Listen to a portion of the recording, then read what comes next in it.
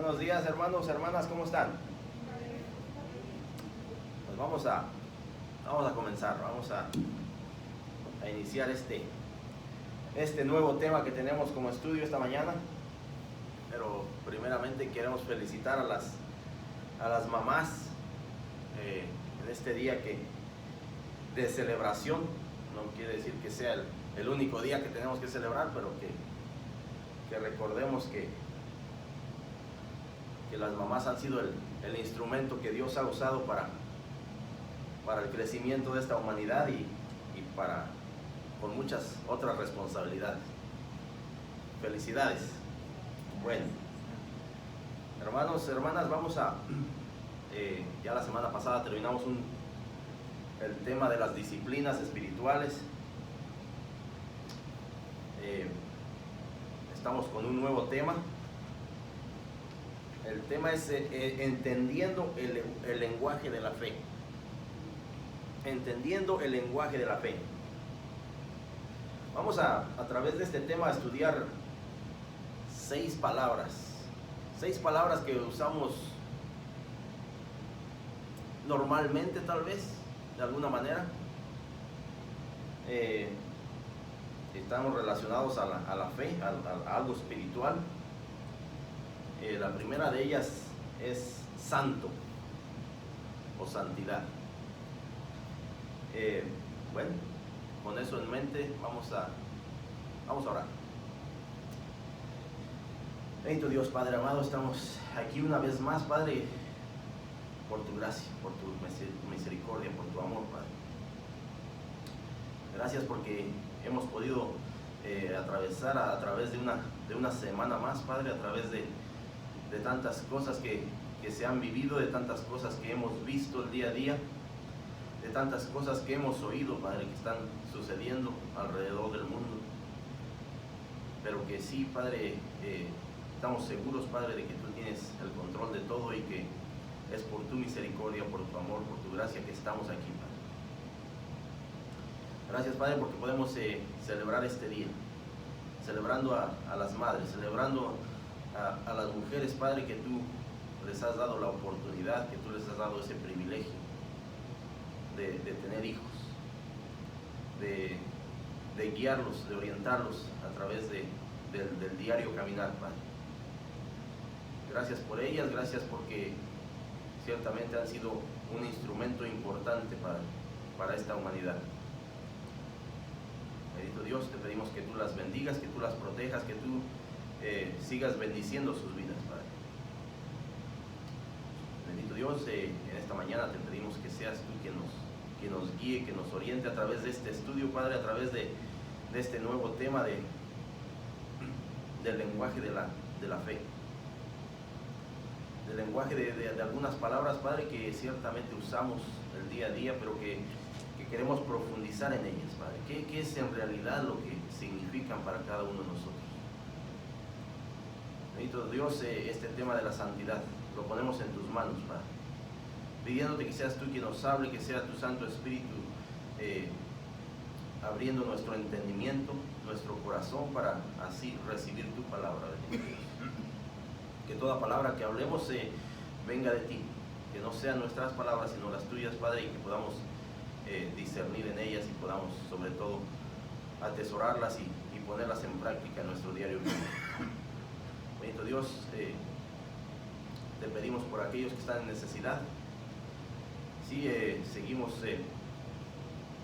oyendo de tantas situaciones, de tantos casos, Padre, de enfermedad a través de la pandemia, a través ya de más de un año, Padre, que estamos lidiando con esto, pero seguimos confiando en ti, Padre. Seguimos confiando en tu plan, en tu propósito a través de ello. Y te pedimos, Padre, que si tú le des fuerzas al que las necesita, Padre, le des fuerzas al que está pasando por esta situación difícil, que tú le des esperanza a través de la prueba. Bendito Dios. Padre amado, nos ponemos en tus manos y te pedimos, Padre, que seas tú quien nos guíe y nos oriente, y todo esto lo pedimos en el nombre de tu Hijo amado Jesucristo. Amén. Vamos, bienvenidos. Tema de la santidad o santo. ¿Cuántos de ustedes han oído? Tal vez hay personas que usan esta palabra. De repente han oído que le dice a alguien, oh, santo, a alguna persona. Yo lo he oído. Hay personas que se refieren a algunas personas como santo. Hay algunas personas que tienen muchos santos. Y queremos ver cuál es la definición de santo en realidad. ¿A qué se refiere la palabra de Dios en el tema de la santidad? Estamos en este nuevo tema, entendiendo el lenguaje de la fe. Esa es una palabra del lenguaje de la fe, la santidad. Pues la pregunta es, ¿qué significa para ti ser santo o santidad en sí? ¿Qué significa para ti? ¿Qué significado tiene eso en tu vida?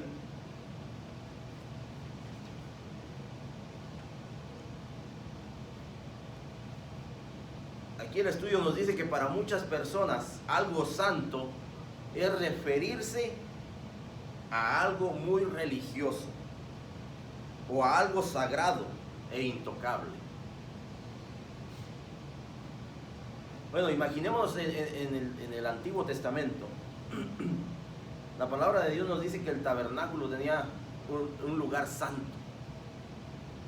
pero también tenía un lugar santísimo. Que era el lugar de reunión, el lugar santo. Pero también el lugar santísimo era el lugar donde solamente el sacerdote entraba a tener una comunión con Dios, a entregarle cuentas a Dios del pueblo de Dios. Entonces, en realidad, ¿qué significa para nosotros en este tiempo? Santidad. Hay un canto hermoso que dice que sin santidad nadie verá al Señor. Entonces, con eso en mente vamos a avanzar a través de este estudio.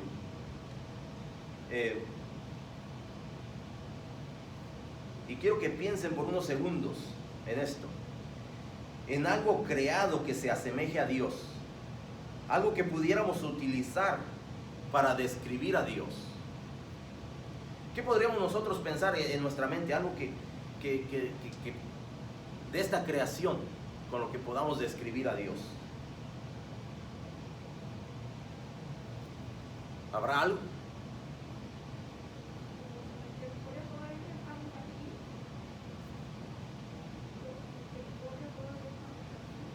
Por su misericordia estamos aquí, sí, gracias a Dios que es un Dios de misericordia.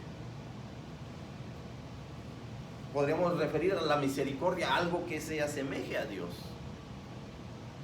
Pero si hablamos en realidad de la creación, de lo que Dios mismo creó, de lo que podemos ver y palpar día a día, ¿habrá algo que pudiéramos utilizar para describir a Dios? Y no me diga, hermano, la naturaleza, ¿no? Es parte de la creación. Pero ¿qué podríamos usar de la naturaleza para describir a Dios?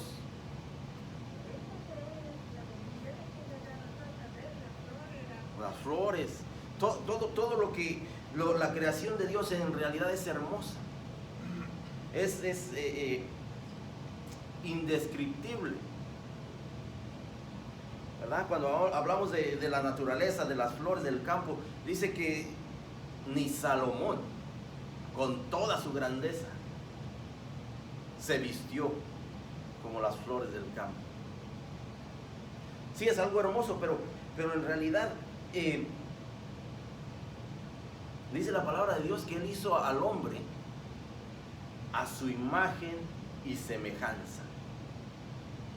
A diferencia de toda la creación, pero ni aún así, ¿quién de nosotros podría decir yo soy como Dios? O yo en realidad podría yo describir a Dios con mi persona. No, la realidad que es que en toda la creación no hay nada que pudiera describir a Dios. ¿Por qué? Porque es más allá de nuestro entendimiento.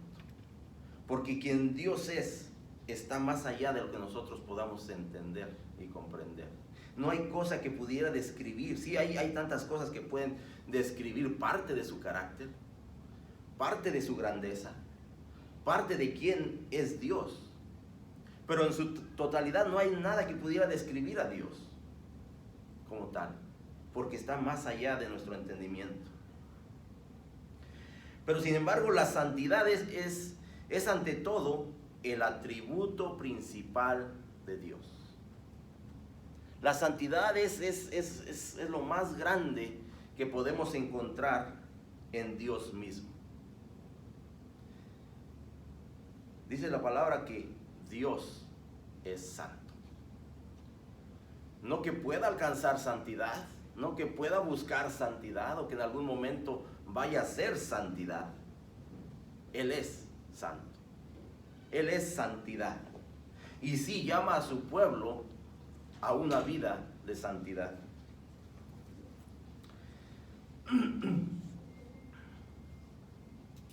Cuando hablamos de santidad se refiere a que Dios es distinto. Es distinto a nosotros. Es distinto a su creación. Es distinto porque santidad simplemente significa ser separado, apartado, diferente. Eso es lo que santidad se refiere. Es que Dios está separado y es mucho más grande de todo lo que podamos ver y sentir en este mundo. Está mucho más allá. Él está por encima de todo y lo gobierna todo. Pues es más fuerte, más sabio, más poderoso y más cuidadoso que cualquier persona u objeto en este universo. Dios está por encima de todo, porque es su misma creación.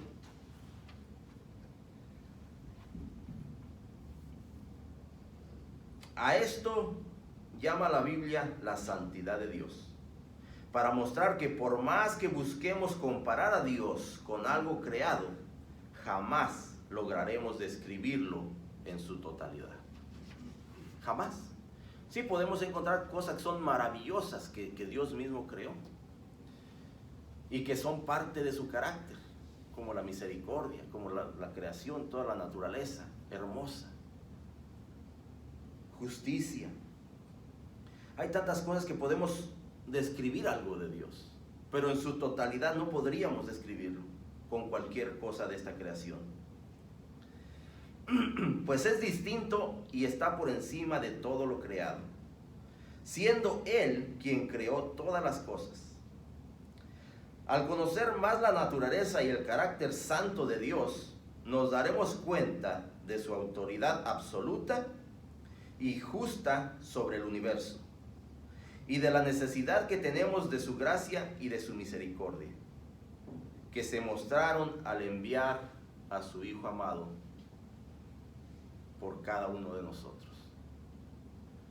Es a través de su santidad, es a través del carácter de Dios, ¿verdad?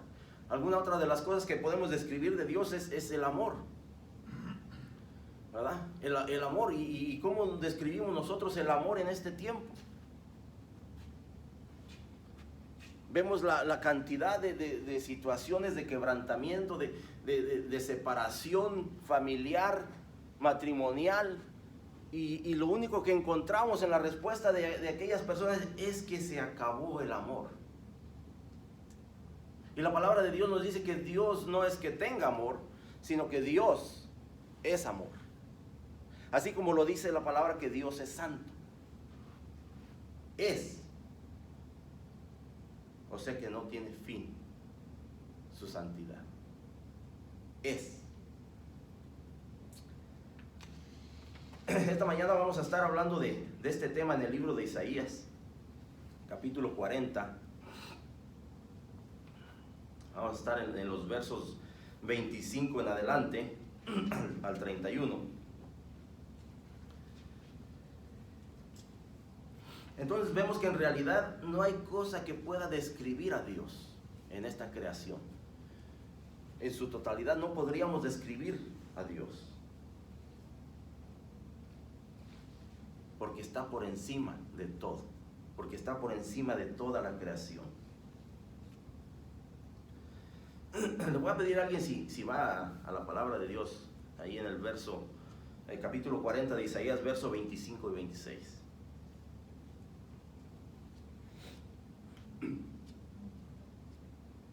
Amén. ¿A qué pues me haréis semejante o me comparéis? Dice el Santo. Levantad en alto vuestros ojos y mirad quién creó estas cosas. Él saca y cuenta su ejército, y todas llaman por su nombre. Ninguna faltará, tal es la grandeza de su fuerza y el poder de su dominio. Amén.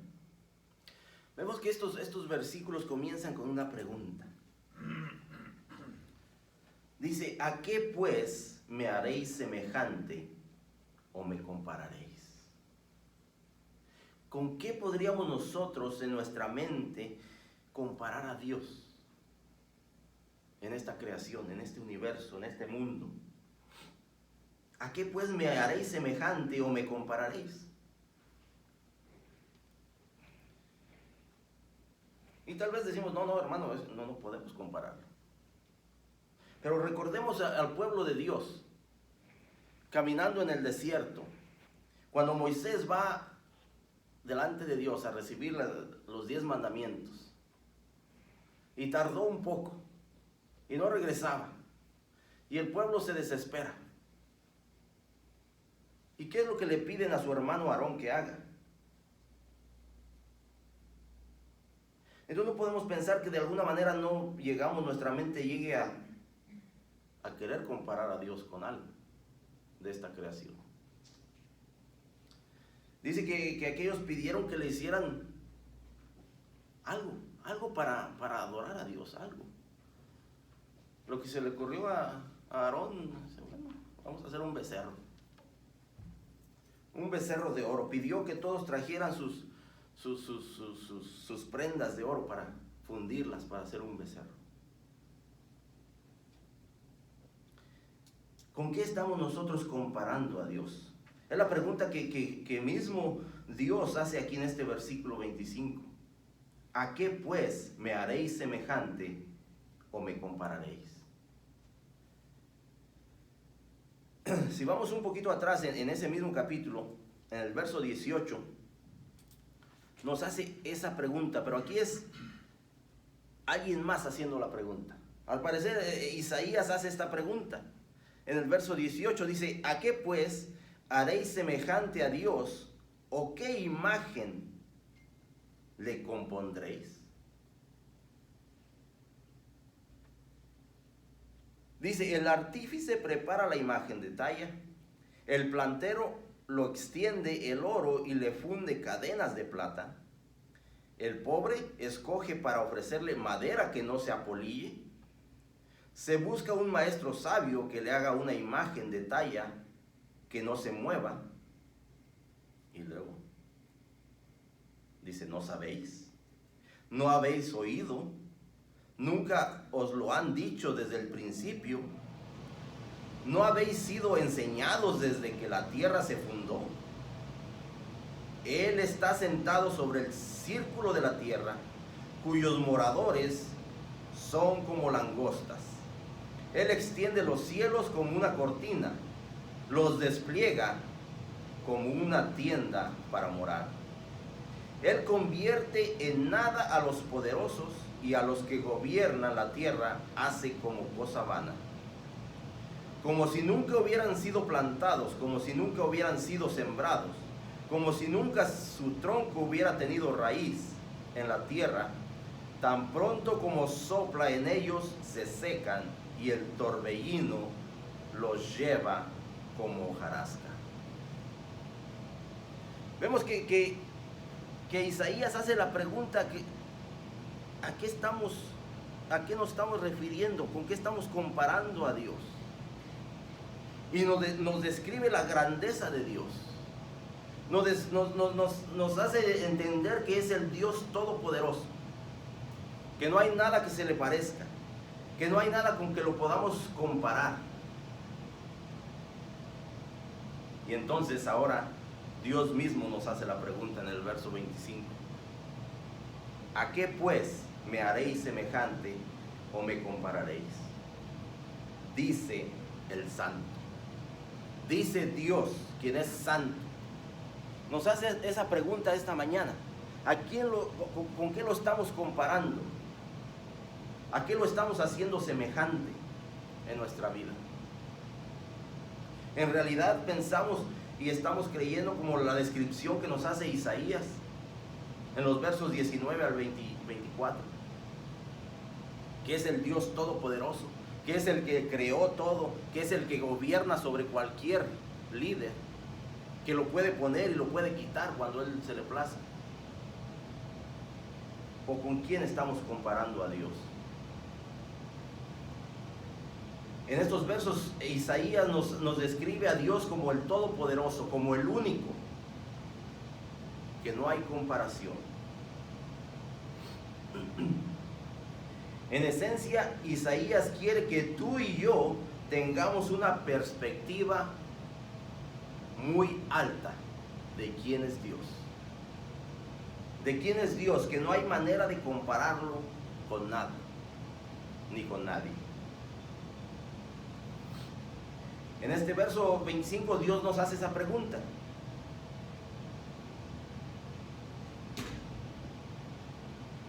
Si tú puedes pensar en algo que se le asemeje para describirlo o compararlo en su totalidad,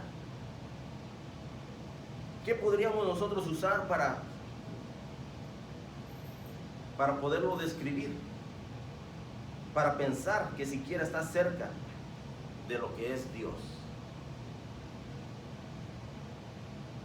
No hay nada en la creación que podamos utilizar para describir a Dios, ya que nada le haría justicia. Nada siquiera estaría cerca de entender quién es Dios. Pues no existe algo que pueda especificar su grandeza, su fuerza, su dominio, su gloria. Además, ¿qué pasa cuando nosotros empezamos a comparar a Dios con algo? ¿Qué pasa cuando nosotros empezamos a pensar que se parece a algo? Llegamos a la idolatría. Llegamos a la idolatría. El pueblo de Dios le dice a Aarón, ¿sabes qué? Yo creo que Moisés no va a regresar. Yo creo que Moisés ya se tardó. Yo creo que haznos algo que nos guíe, que nos lleve. Algo a lo que podamos seguir. ¿Acaso Moisés era Dios? Era un siervo de Dios que simplemente obedecía lo que Dios le mandaba. Pero en su tardanza el pueblo de Dios pide que le hagan algo para seguir. Algo que se refiera a Dios. Algo que se asemeje a Dios. Y cuando regresa Moisés, ¿cuál es su sorpresa? Un becerro de oro que el pueblo de Dios estaba adorando. ¿Acaso eso se podría comparar con Dios? ¿Con qué estamos nosotros comparando a Dios en nuestra vida? El pueblo de Dios escogió un becerro. Y ahí nos lo describe en el libro de Éxodo, capítulo 32, verso 1 al 4. Nos describe esa ocasión donde el pueblo de Dios tomó esa decisión. Y dice así la palabra, dice: viendo el pueblo que Moisés tardaba en descender del monte, se acercaron entonces a Aarón y le dijeron: levántate, haznos dioses que vayan delante de nosotros, porque a este Moisés, el varón que nos sacó de la tierra de Egipto, no sabemos qué le haya acontecido. Y Aarón les dijo: apartad los zarcillos de oro que están en las orejas de vuestras mujeres, de vuestros hijos y de vuestras hijas, y traédmelos. Entonces todo el pueblo apartó los zarcillos de oro que tenían en sus orejas y los trajeron a Aarón. Y él los tomó de las manos de ellos y les dio forma con buril e hizo de ellos un becerro de fundición. Entonces dijeron: Israel, estos son tus dioses que te sacaron de la tierra de Egipto. Vemos a dónde llega cuando nosotros empezamos a comparar a Dios con cualquier cosa. Lo hacemos nuestro Dios. Ellos compararon a Dios con este becerro de oro y ahora estaban adorándolo a ese becerro, no a Dios.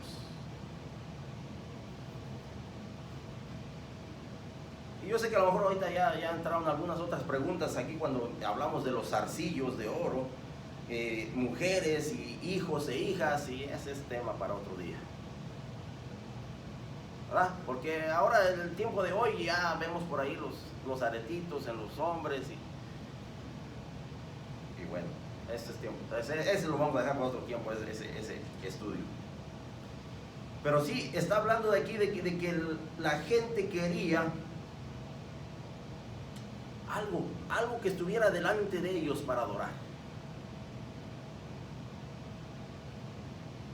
Imagínense nosotros en este tiempo buscando tener algo delante de nosotros para adorar.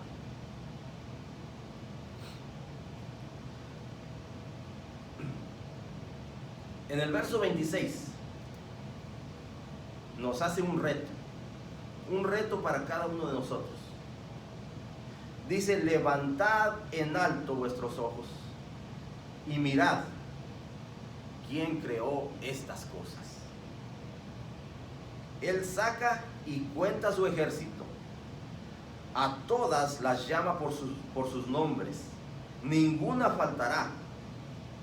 Tal es la grandeza de su fuerza y el poder de su dominio. Nos está hablando otra vez de la grandeza de Dios, pero nos hace un reto a nosotros, que levantemos la mirada y veamos su creación. ¿Qué podemos ver cuando alzamos la mirada? El cielo, las nubes, si es de día el sol, si es de noche la luna, las estrellas. Y nos dice: levantad en alto vuestros ojos y mirad quién creó estas cosas. ¿Quién? Creación de Dios. Dice: Él saca y cuenta su ejército. Aquí está haciendo referencia a todas las estrellas del universo, a todo lo que Él formó, a todo lo que Él creó. Dice: y a todas las llama por su nombre. Yo no sé si yo tengo una mente corta, pero a veces me dicen su nombre y a los 2 minutos se me olvidó. Hay personas que desafortunadamente tengo que pedirle su nombre 5 o 10 veces para recordarlo. Pero dice que Dios, dice, a todas las llama por su nombre. A todas. A toda esa creación. ¿Verdad? A Adán le dio la oportunidad y le dio el privilegio de ponerle nombre a todos los animales. Pero yo no sé si Adán se recordaba de todos los nombres de cada uno de los animales que él le puso nombre. Pero Dios se acuerda de cada uno de nuestros nombres.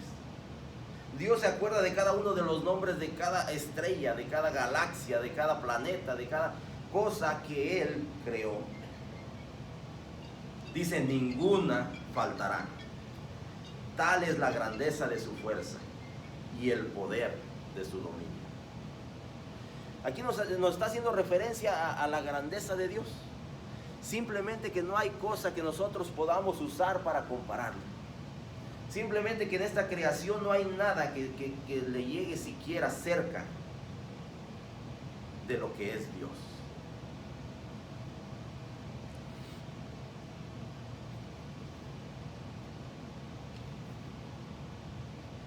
Entonces, aquí viene la pregunta. ¿Qué peligro hay en hacer una imagen de Dios, ya sea física o mental, de algo creado y adorarla como si representara a Dios? ¿Qué le pasó al pueblo de Dios con su becerro de oro? Empezaron a adorarlo. Llegaron a la idolatría. Llegaron a la idolatría, y podemos llamarle becerro de oro, podemos llamarle de cualquier manera, dependiendo de qué hayamos puesto en nuestra mente y nuestro corazón para comparar a Dios. Si estamos dependiendo de alguna otra cosa, sea material o físicamente, estamos llegando a la idolatría. El pueblo de Dios llegó, el pueblo de Dios falló. ¿Dónde estamos nosotros?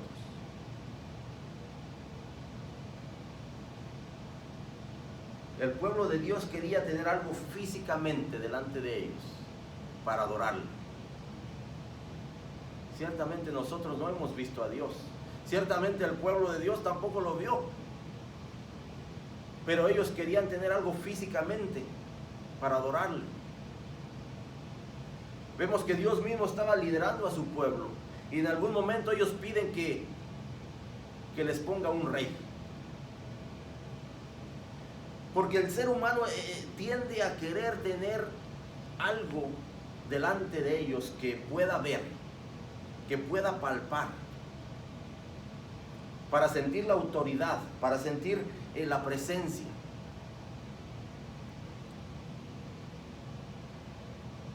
Ciertamente en el Antiguo Testamento el pueblo no podía entrar al lugar santísimo, solamente el sacerdote. Pero la palabra de Dios nos dice que ahora podemos ir directamente a Él, porque el velo se rasgó cuando Jesucristo fue crucificado, y ahora no hay nada más, no hay otra cosa que pueda, solamente Jesucristo. Solamente Jesucristo es el único mediador entre Dios y el hombre, y podemos ir directamente a Él a través de Jesucristo. Pero seguimos pensando en cosas que representen a Dios. No hay nada que pueda representar a Dios. No hay nada de esta creación que pueda representar al Dios Todopoderoso. Vamos a avanzar a los siguientes versículos. Isaías 40, 27 y 28, si alguien le da lectura. ¿Por qué dices, oh Jacob, y hablas, Israel? Mi camino está escondido de Jehová, y de mi Dios pasó mi juicio. No has sabido, no has oído que el Dios eterno es Jehová, el cual creó los confines de la tierra. No desfallece ni se fatiga con cansancio, y su entendimiento no hay quien lo alcance.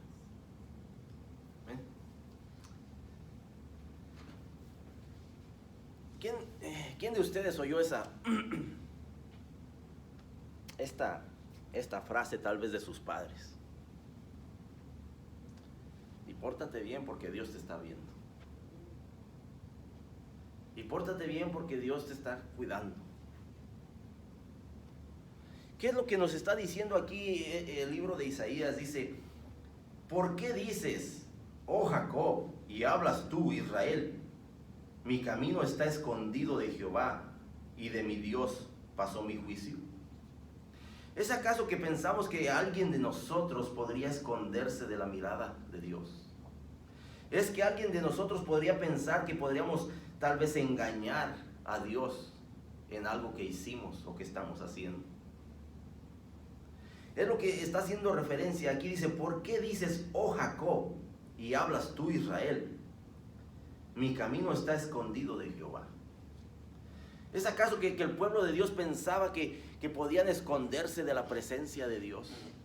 Que podían engañar a Dios, tal vez diciéndole algo equivocado, alguna mentira de lo que estaban haciendo. Nadie puede esconderse de la mirada suprema de Dios. Dice segunda de Crónicas 16:9, pues los ojos de Jehová contemplan toda la tierra y todo lo que en ella hay. No hay manera de escondernos de Dios, no hay manera de engañarlo, no hay manera de mentirle, no hay manera de querer encubrir nuestro pecado. No hay manera. Porque Dios es todopoderoso, porque Dios es omnisciente, omnipresente, porque Dios está en todo lugar, en todo tiempo, y lo sabe todo. No podemos escondernos de Dios, pero el pueblo de Israel pensaba que tal vez se estaban escondiendo, estaban ocultándole algo a Dios. Dice verso 28, ¿no has sabido, no has oído que el Dios eterno es Jehová, el cual creó los confines de la tierra? O sea, Dios, esta es la creación de Dios. Nosotros somos creación de Dios. Y Dios nos conoce y Dios sabe todo lo que hacemos y no hacemos. Nadie puede esconderse de su mirada. Pero al parecer el pueblo de Dios pensaba que sí. Pensaban que estaban engañando a Dios. No podemos pensar que nosotros nos estamos escondiendo de Él. Él nos conoce. Así como conoce su ejército en el cielo, como conoce las estrellas, como conoce todo lo que Él creó. Y somos parte de esa creación. Así nos conoce a cada uno. Conoce nuestros pensamientos. Conoce lo más profundo que hay en nuestro corazón. Él lo sabe. De ahí es donde está su santidad. No podemos pensar que nos podemos esconder. No podemos pensar que en algún momento no vamos a pasar por ese juicio del que está hablando aquí el pueblo de Israel. Todos tendremos que entregarle cuentas a Dios. En algún momento, cuando Él nos llame. Por eso es que no podemos pensar que estamos escondiéndonos de su juicio o escapar. Porque tal vez pensamos que Dios esté cansado. Y aquí nos lo aclara, ¿eh? Dice, Dios no desfallece, ni se fatiga con cansancio. Y su entendimiento no hay quien lo alcance. ¿Cómo podríamos nosotros escondernos de Dios? ¿Cómo podríamos nosotros? Porque a diferencia de Dios, nosotros sí nos cansamos. Porque a diferencia de Dios, nosotros sí desfallecemos. Porque a diferencia de Dios, nuestro entendimiento es tan pequeño.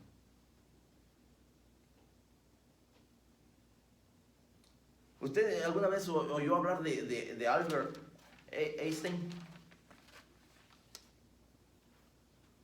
Un hombre muy inteligente.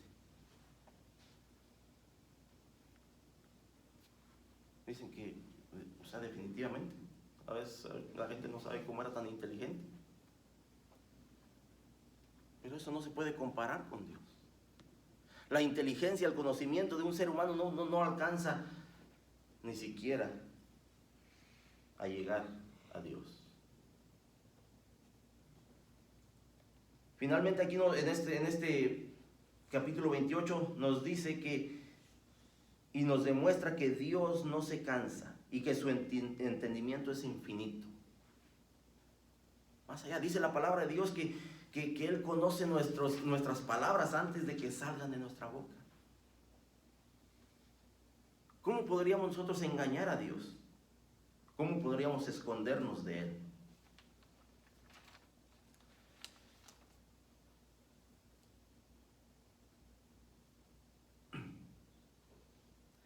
Entonces, ¿por qué sería bueno para nosotros recordar que Dios nos está viendo y conoce todo lo que pensamos, todo lo que decimos, todo lo que hacemos? ¿Por qué sería bueno eso para nosotros?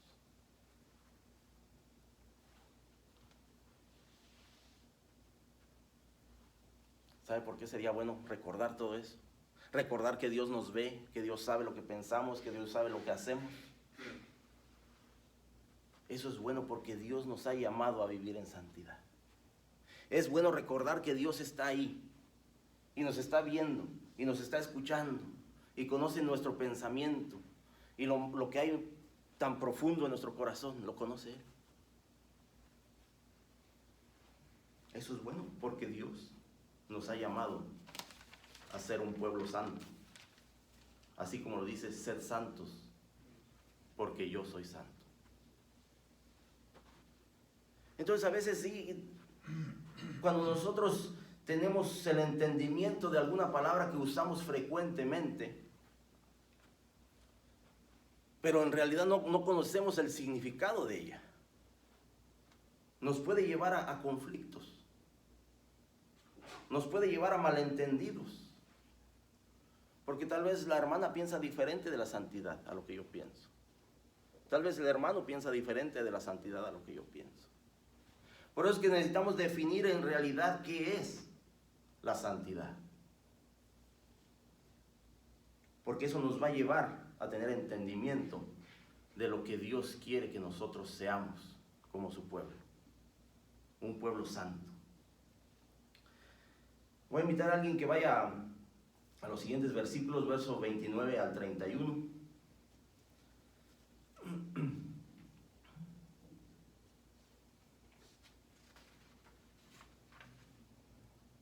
Él da esfuerzo al cansado, multiplica las fuerzas al que no tiene ninguna.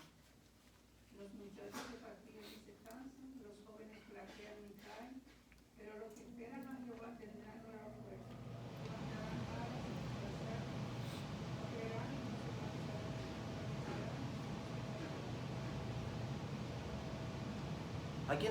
¿A quién le gusta esta promesa de Dios? A mí me ha llamado por mucho tiempo la atención estos versículos. Porque ¿qué pasa cuando nosotros somos jóvenes? ¿Qué pasa en la juventud? La juventud en este tiempo, y yo creo que en todos los tiempos, ha pensado que tiene la fortaleza, que tiene la energía para hacer cualquier cosa y salir adelante. Que no hay cansancio. Los jóvenes, bueno, no tanto en las nuevas generaciones. Pero la juventud, yo no me canso, yo sigo adelante, yo voy por lo que he planeado y sigo. Algunos de nosotros tal vez ya estamos medios cansados de eso. Algunos de nosotros ya como que cualquier cosita nos cansa. Pero la palabra dice, Él da esfuerzo al cansado y multiplica las fuerzas al que no tiene ningunas. Él, ¿quién es Él? Dios. Dios le da esfuerzo al cansado, le ayuda a seguir adelante, le multiplica las fuerzas si es que tiene la necesidad de ellas. Nos aclara que a diferencia de Dios, nosotros como seres humanos no somos inmunes al cansancio. Los versículos pasados nos dicen que Dios no se cansa, Dios no se fatiga. Dice, no desfallece ni se fatiga con cansancio, y su entendimiento no hay quien lo alcance. A diferencia de Dios, nosotros sí, no somos inmunes al cansancio. Algunos nos cansamos más rápido que otros. Algunos tenemos un poco más de energía que otros. Pero en su momento llegamos a ese cansancio. En su momento llegamos a fatigarnos. Pero ahí está Dios. Pero ahí está Dios, que es el Dios todopoderoso, que no tiene cansancio, que no se fatiga, que no desfallece, y dice que Él le da fuerza al cansado. Él le multiplica las fuerzas al que no tiene ningunas. Y entonces nos hace esa referencia a la juventud. Tal vez un joven piense diferente a una persona mayor, Dice, no, yo no me canso. Yo sigo adelante. Yo sigo buscando lo que yo quiero. Yo sigo buscando mis sueños. Yo sigo en lo que yo quiero hacer. Pero dice, la palabra de Dios nos dice, los muchachos se fatigan y se cansan. Los jóvenes flaquean y caen. O sea que independientemente de, no importa la edad que tengamos, estamos en el mismo barco. La pregunta es, ¿qué es lo que estamos buscando? ¿Con qué estamos comparando a nuestro Dios Todopoderoso? Porque el cansancio va a llegar. Porque tal vez el desánimo también. Pero Dios sigue siendo Dios. Pero Dios sigue siendo el Dios Todopoderoso, que nos da fuerzas si las necesitamos, que nos da fuerzas si dependemos de Él. Nadie es inmune al cansancio, ni los problemas de la vida. Unos más y otros menos, pero todos sufrimos y en algún momento flaqueamos. Todos, sin excepción. A menos que alguien que me diga, hermano, perdóneme, pero usted se equivocó. Todos flaqueamos. Y en algún momento fallamos y en algún momento caemos. Porque esa es la naturaleza del mundo en el que vivimos. Esa es la naturaleza del ser humano. Somos dependientes de muchas cosas y no tenemos nada bajo control. Nada. Nada. Yo se lo digo personalmente. A veces pensamos que tenemos el control de tantas cosas. Y las cosas salen de una manera diferente a las que las planeamos. Y cuando examinamos eso, el por qué salió diferente. Y por qué fue diferente en tiempo diferente, de manera diferente. Y entonces venimos a entender que Dios tiene el control de todo. A pesar de que nosotros pensábamos tener todo en control. Dios tiene un plan. Dios tiene un tiempo. Y ese tiempo es perfecto. Verso 31 nos dice, pero los que esperan a Jehová, los que esperan a Jehová, dice, tendrán nuevas fuerzas. Levantarán alas como las águilas. Correrán y no se cansarán. Caminarán y no se fatigarán. Nos está aclarando que si nosotros tenemos dependencia de Dios, si nosotros en realidad estamos dependiendo de Dios, no habrá cosa que no pueda hacer. Porque cuando estamos dependiendo de Dios, ya no estamos dependiendo de nuestra voluntad. Estamos dependiendo de la voluntad de Dios. Entonces todo se hará. No habrá cansancio. Iremos y seguiremos adelante buscando el propósito de Dios. Pero cuidado si estamos comparando a Dios con algo más. Dios es distinto y está por encima de todo, siendo Él quien creó todo, siendo Él quien nos da la fuerza para seguir adelante. Tal vez habrá alguno que pueda verse tentado a poner su confianza en cualquier otra cosa en lugar de Dios. Tal vez va a haber personas que van a poner su confianza en su fuerza, en su educación, en su inteligencia. Y las hay. Pero ¿hasta dónde han llegado? En su momento Dios hará cambios en su vida. Dios simplemente quiere que nosotros entendamos que podemos depender de Él. Y que vivamos en esa santidad a la que Él nos ha llamado.